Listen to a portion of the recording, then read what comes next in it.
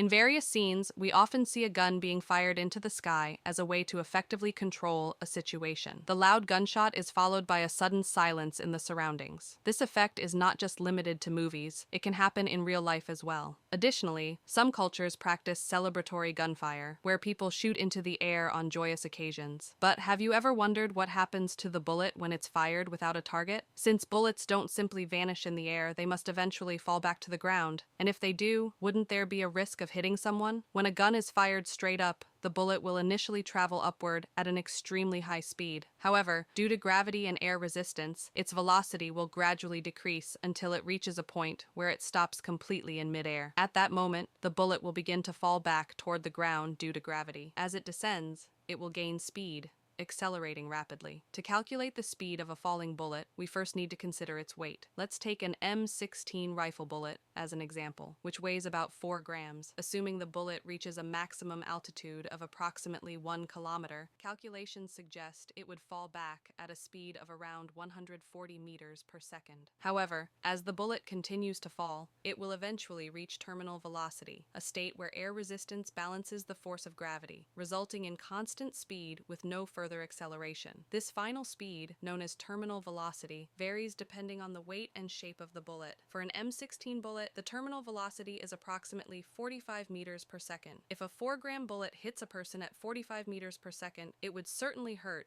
but it may not be lethal.